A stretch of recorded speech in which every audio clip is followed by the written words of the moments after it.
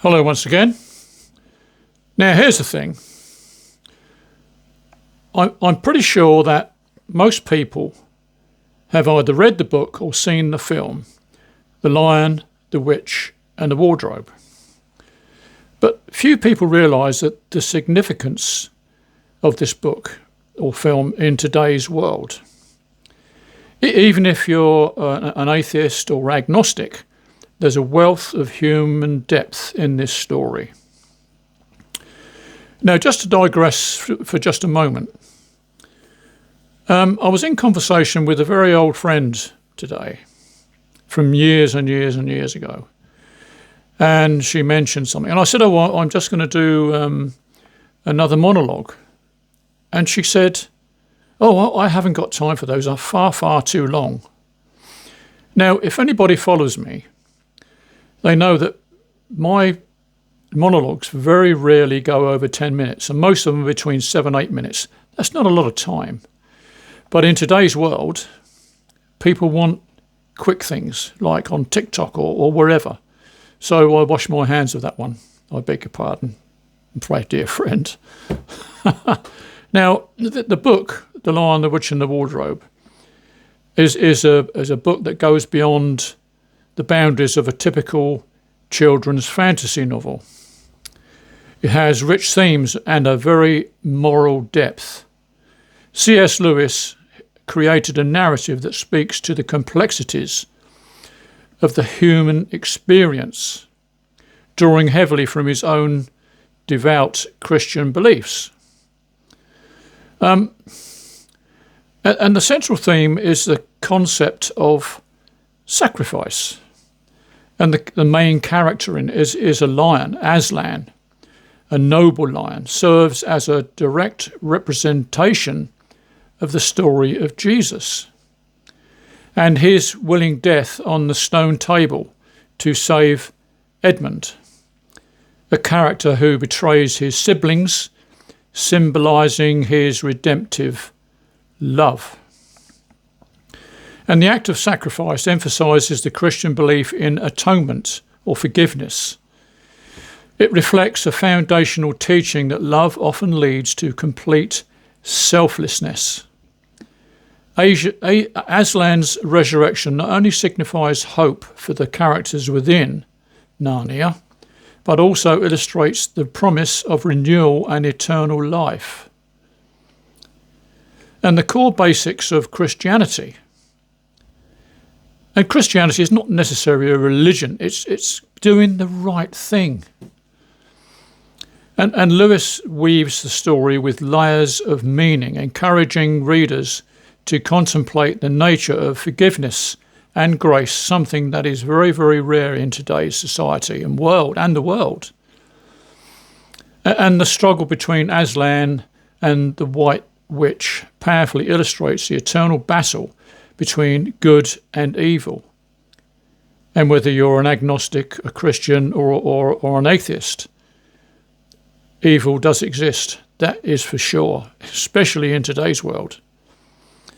And the witch, the White Witch, she embodies tyranny, manipulation, and the forces that seek to enslave and diminish others.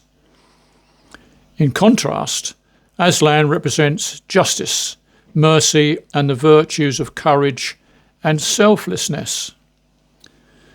Through this stark contrast, Lewis encourages readers to confront their moral compass. And everyone has got a moral compass, trust me on that, even the worst of us. And the narrative reminds us that choice matters in a world fraught with moral ambiguity, just like today's world, with equally evil leaders. You know who they are. And Lewis's understanding of the human condition and our inclination for wrongdoing. We know, even children know when they've done wrong. And he urges readers to reflect on their responsibilities in the battle against evil. And the backdrop of this is World War II, and it significantly influences the narrative. And he wrote this during a tumultuous period in time. And the story explores themes of loss, trauma, and courage in the face of adversity. And the Pevensey children who are evacuated to the countryside mirror the experiences of countless young individuals affected by that war. And Narnia offers them as escape, but it is also a realm where they confront real challenges and gain resilience. And these experiences are not solely escapist. They push the children to grapple with their own fears and insecurities. The war context amplifies the tension between innocence and the harsh realities of life, which everyone faces, and making their journey a metaphor for growth and the loss of childhood innocence. And Lewis intricately weaves a narrative of growth through the characters of Peter, Susan, Edmund, and Lucy, each sibling undergoing significant personal development, learning vital lessons about loyalty, bravery, and the complexity of human relationships. Edmund's journey is particularly poignant. His betrayal leads him to confront shame, invite forgiveness, and ultimately seek redemption. And this arc of coming of age resonates with readers of all ages, no matter how old you are. It speaks to the universal experience of discovering one's identity and grappling with moral dilemmas. And the failures and the triumphs of the Pevensey siblings reinforce that growth, often comes through challenges and self-reflection. And Lewis's work is steeped in Christian themes, intentionally designed to explore complex theological ideas. And the narrative serves not only as entertainment, but as a medium to convey essential truths about faith, grace, and the human condition. Aslan's character embodies various attributes of Christ, inviting readers to engage with deeper questions about belief and spirituality. For instance, the stone table where you see Aslan lying symbolises the ancient law of sacrifice. And while Aslan's death and resurrection echo the central Christian narrative surrounding Christ, these elements invite reflection and dialogue about the nature of God, the human condition, and the possibility of salvation. And C.S. Lewis's own life experiences shaped his strong Christian faith and profoundly influenced his writings. He was raised in a Christian family, but Lewis drifted away from faith during his teenage years, embracing atheism.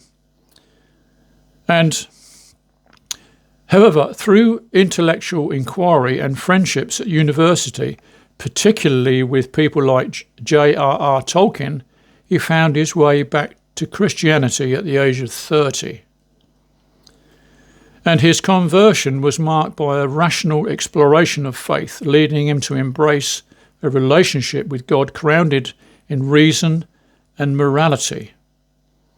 And Lewis's work often reflects his theological perspectives, not only in fiction, but also in the essays and apologetic writings, such as Mere Christianity and the Screwtape Letters, a book well worth reading.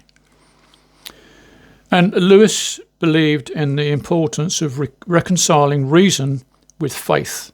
He argued that Christianity offers an understanding of life, morality, and humanity's place within a greater cosmic place. His writings advocate for faith that acknowledges doubt and questions while still embracing the mystery of belief. And C.S. Lewis's The Lion, the Witch and the Wardrobe goes beyond mere storytelling to delve into meaningful themes of sacrifice, redemption, and moral growth, all framed within a rich spiritual story. Lewis, devout Christian faith, refuses into the narrative with such depth, inviting readers to explore complex theological and moral questions through his portrayal even, of Aslan.